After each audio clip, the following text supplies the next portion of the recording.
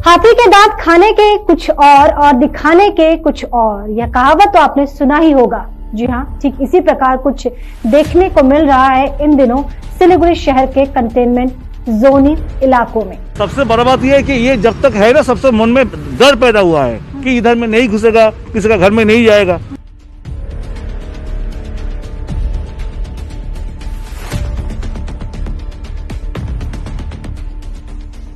एक है उधर से बोलता है नहीं यहाँ नहीं जाएगा क्योंकि यहाँ कोरोना है, ये रास्ता कंटेनमेंट जोन है। लगता है 10 तारीख को जब हो चुका है तो अभी 13 तारीख हो गया, अभी भी क्यों ये रखा है।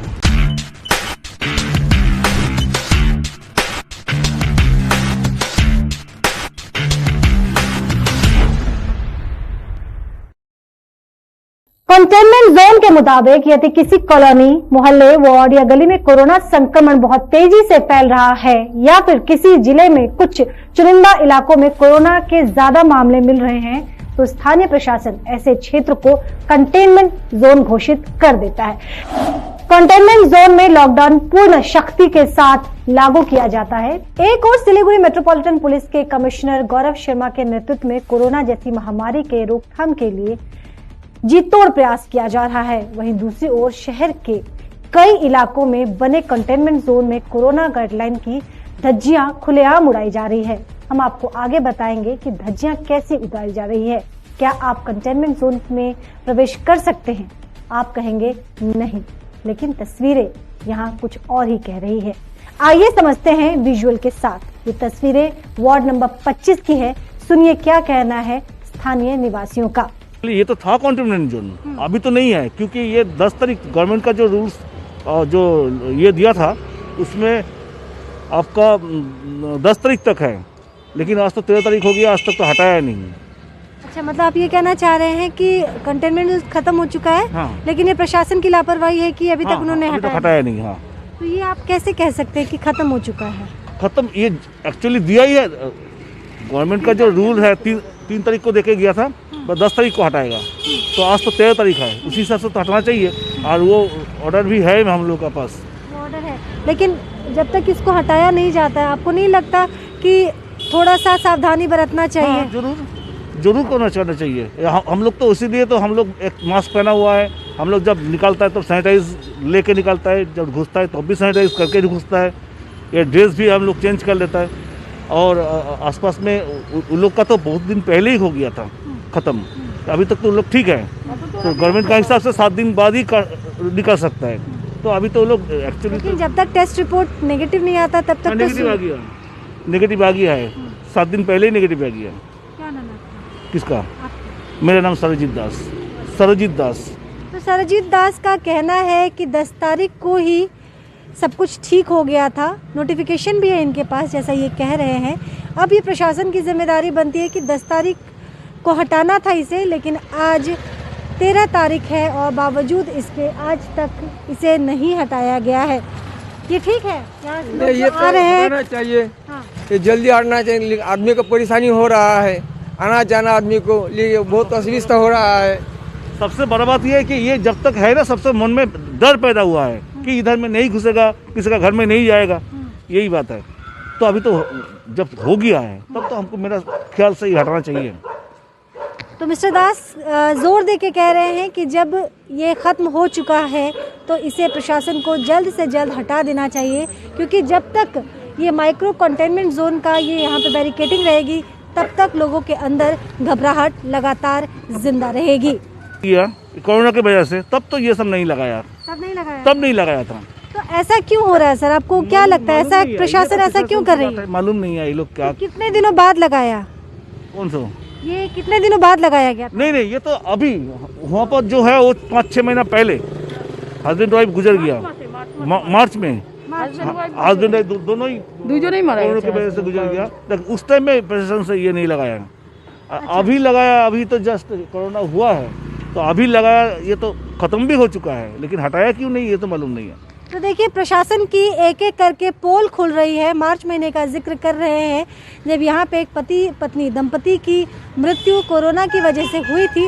उस टाइम में प्रशासन ने ऐसी कोई कठोर नीति का पालन नहीं किया था, लेकिन अब जब खत्म हो चुका है बावजूद इसके लोगों के अंदर भय तय करने के उद्देश्य से, भय उत्पन्न करने के दोष से, जैसा दास बाबू कह रहे हैं, भय उत्पन्न करने के दोष से इसे लगाया गया है और अब तक इसे नहीं हटाया, जो कि इसे हटा देना चाहिए था।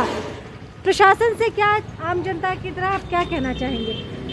नहीं, अभी यही कहना चाहता हूँ मैं कि इधर में अभी तो सब ठीक हो गया। अभी जितना मन में, हाँ ऐसा तो ये ठीक है कि हाँ हम लोग को सावधानी बरतना चाहिए, ये तो ठीक है, लेकिन अभी जो है, जो डर मन में पैदा हुआ है वो नहीं होना चाहिए।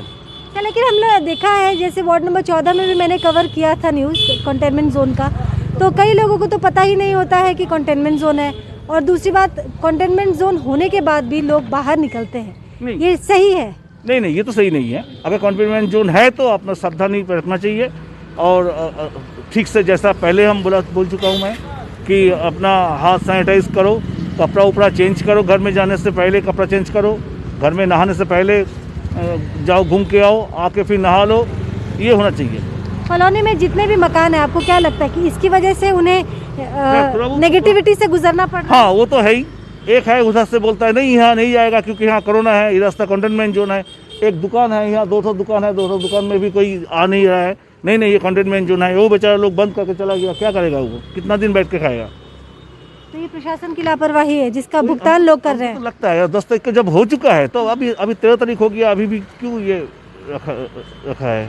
तो संक्षिप्त में मैं दोबारा बता दूं, मेरे साथ मिस्टर दास और मिसेस दास हैं। ये बाहर निकल रहे थे, अचानक ही हमारी नज़र इन पे पड़ी और इनसे हमारी मुलाकात हुई। कई बातें इन्होंने बताई। पहली बात इन्होंने बताया कि 10 तारीख को ही इसे हटा देना चाहिए था, लेकिन अभी तक प्रशासन की तरफ से ऐसा नहीं किया गया है।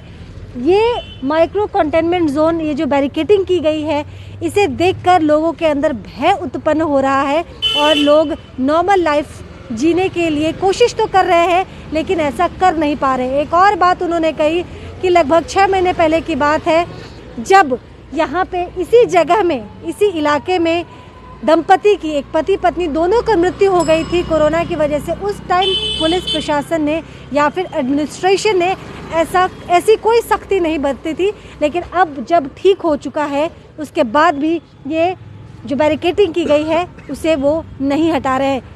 सीधा सवाल बनता है कि आखिर ऐसा क्यों हो रहा है? क्या प्रशासन अपनी जिम्मेदारी भूल गई है, या फिर आम जनता की जिंदगी, या फिर उनके इमोशन इतने सस्ते हो गए हैं?